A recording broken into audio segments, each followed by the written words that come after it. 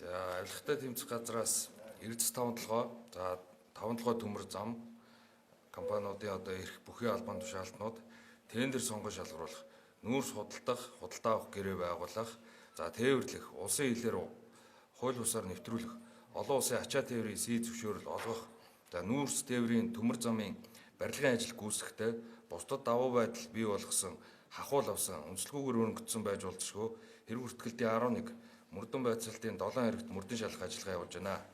За мөрдөн байцаалтын 7 хэрэгт 47 объектэд нэгжлэг хийсэн.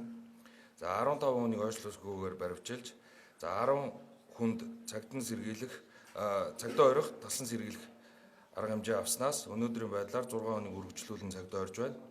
За нийт 30 хүнийг яллагдагчаар татсан. Үүнээс 7 албан тушаалтныг хахуул авах гэмт хэрэгт. За 16 хүнийг хахуул өгөх гэмт хэрэгт. За 5 албан тушаалын байдлаа уруулан ашиглаж бусдад давуу байдал бий болгож их хэмжээний охирол учруулсан гэмт хэрэгт, 2 хүнийг үнэлэлгүйгээр өрөнгөчих гэмт хэрэгт эрүүг эрг үүсгэж яллагдагчаар татж ажиллаж байна. За нийт албан тушаалтнууд 5.4 тэрбум төгрөгийн хахуул авсан болох нь одоогоор тогтоогдоод байна. За нүүрс урлуулалтын талаар эрдэс 5 толгой компани 2018-аас 22 оны 12 дугаар сарын 1-ний хооронд давхарцсан доогоор нүүрс урлуулалтын нийт 633 гэрээ байгуулсан. За худалдаа авах ажиллагааны талаар эрдэс 5 толгой компани нь 2018 оноос 2022 оны 12 дугаар сарын 1-ний өдрийг хүртэл хугацаанд за 20 сая төгрөг болон түүнээс дээш үнийн дүн бүхий нийт 576 ширхэг бараа ажил үйлчилгээ худалдаа авах тендер зарлж гэрээ байгуулсан.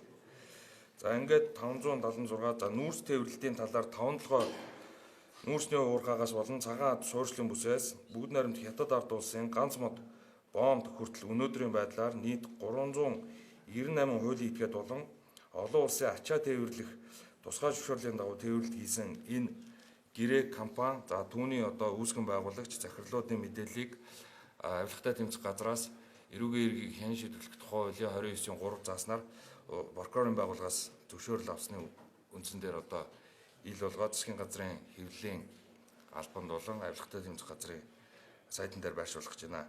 За дээрээс нь яг энэ он дээр бол 2011 оноос хойш бүх байгаа мэдээллүүдийг нь ил болгож байгаа. Тэгээд энэ дээр бас иргэний нийгмийн байгууллагууд болон сэтгүүлчд, ерөн сурвалжлах сэтгүүлчд бас энэ дээр бас ажиллаад өөрсдөө дүн шинжилгээ мөрдөн шалгах чиглэлээр бол биднээс өөрсдөө юмнуудаа явуулж байгаа.